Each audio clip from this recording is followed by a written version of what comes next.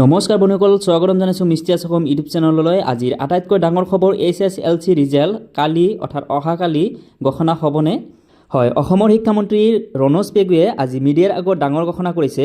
School শিক্ষান্ত পৰীক্ষাৰ ফলাফল ইতিমধ্যে ৰেডি হৈছে বুলি মই গম পাইছোঁ আৰু আজি যিহেতু নিৰ্বাচন আগতে এটা ইংগিত দিয়া হৈছিলে যে নিৰ্বাচনৰ পিছদিনাখনে ফলাফল ঘোষণা কৰা হ'ব। ফলাফল ভাল হ'ব বুলি আশা কৰিছোঁ। সকলোকে আগতীয়াকৈ শুভেচ্ছা জনাইছোঁ। কাইলৈ ফলাফল হয়তো ঘোষণা হ'ব।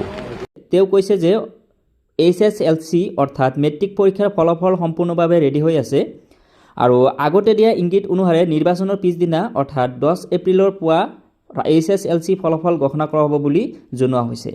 অৰ্থাৎ বন্ধুসকল, ৰিজাল্ট কালি পুৱাতে আহিব গৈ আছে। এতিয়া কথা হ'ল আপোনালোকে এই ৰিজাল্টটো কেনেকৈ চাব। তো ৰিজাল্টটো চোৱাৰ বাবে আপোনালোকে আমাৰ চেনেলটো ছাবস্ক্ৰাইব কৰি ৰাখিব। আমি আপোনালোকক লাইভ ডেমো দেখাই দিম কেনেকৈ ৰিজাল্টটো চাব লাগিব।